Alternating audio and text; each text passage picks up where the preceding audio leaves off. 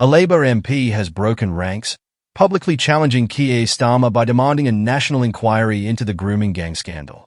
In today's video, we'll delve into this explosive development, highlight the MP's comments, and explore why this issue is gaining momentum.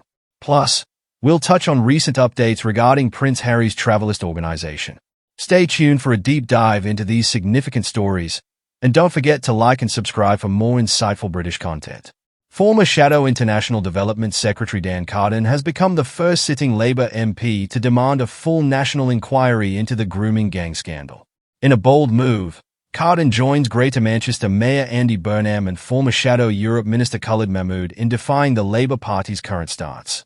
Speaking to the Liverpool Echo, Carden stated that the public's demand for action and justice on these heinous crimes cannot be ignored.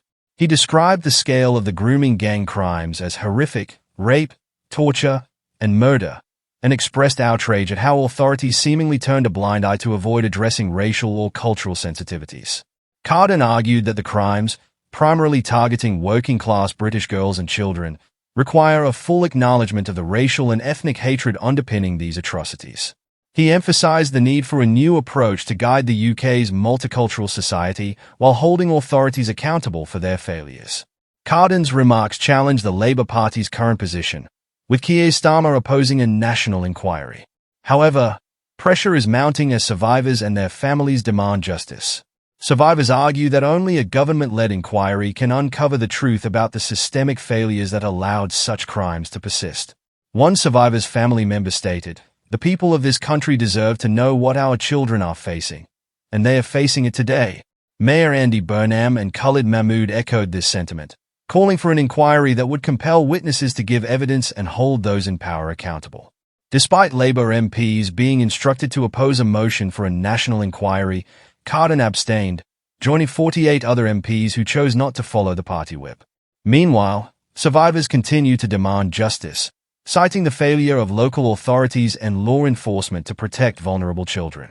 The government, while resisting calls for another inquiry, insists it is working to implement recommendations from Professor Alexis Jay's 2022 report. However, critics argue this isn't enough to address the scope of the scandal. In other news, Prince Harry's Travelist initiative has faced a setback as its first chairperson, India Garamartin, resigned after only a year and a half.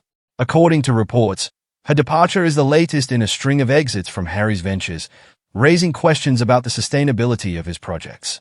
Royal expert Richard Eden noted that working with Prince Harry seems to have lost its appeal for many. The resignation also reignites criticism over the Duke and Duchess of Sussex's use of private jets, which some view as hypocritical given their advocacy for environmental sustainability. What are your thoughts on Dan Carden's bold stand, the demand for a national inquiry into the grooming gang scandal, and the latest developments with Prince Harry's ventures? Let us know in the comments below.